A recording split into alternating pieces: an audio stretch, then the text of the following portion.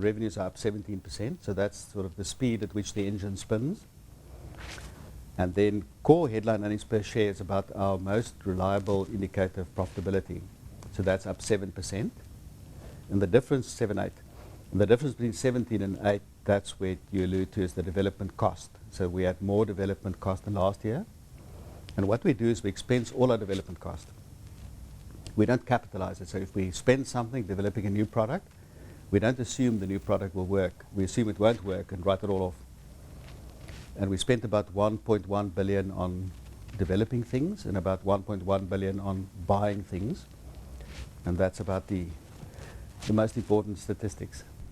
And when do you expect to see a return on these investments? I haven't a clue. You know, some of the, take some of the acquisitions. If we have a good mothership and we buy a little bolt-on, let's say, e-commerce engine and plug it in, sometimes your level of certainty is quite high. So you can say this will probably work, 80% chance.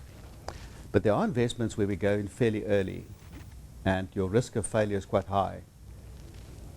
Then development also differs. Some developments are like tweaking the engine, and then you can be sure I spend 2 million rand and this engine will turn slightly better. I'm fairly confident of success and quickly. But some developments are, let's say we're moving pay TV to the internet. There's quite a lot of thinking and experimental work, and some of it may not work. So you can't say with certainty this will work in 3 years' time. Some of it will work before and some might never work. Talking about e-commerce, you've closed your operations in Kenya and Nairobi for Kalahari. Why is it that you don't seem to be getting inroads for e-commerce in Africa? I think Africa is still, the internet in Africa is still quite young, and South Africa also. So if we compare it to, take the UK, about 9% of all the retailing in the UK now happens online, which is quite huge. And our operation in Poland, which is one of our best markets, it's about 2%, just above 2%, of the entire economy's retail flows through e-commerce, and we handle most of it. In Africa, Kalahari is by far the biggest trader, like Amazon, that type of trader. But our e-commerce is still way less than 1% of the total retail chain. So it's still quite young. We tried something, or we wanted to try something in Nigeria and Kenya. We felt maybe that was too early.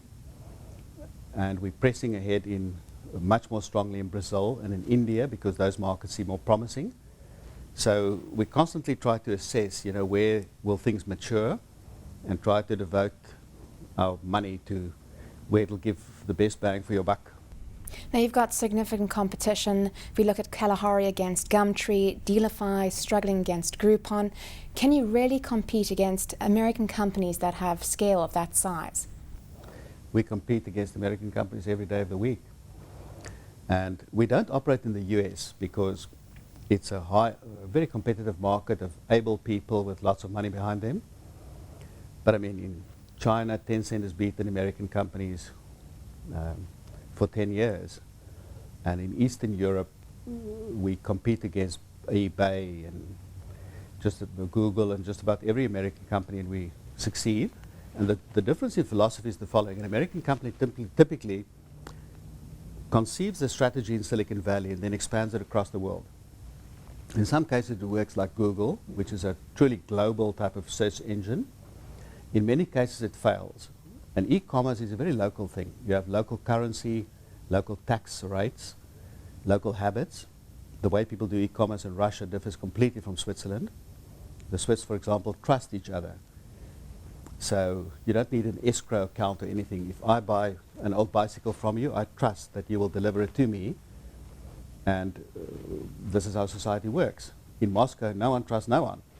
So, I'll see your bicycle on my site, but we go meet in a park and exchange hands. Here's my bicycle, here's a brown paper bag with money.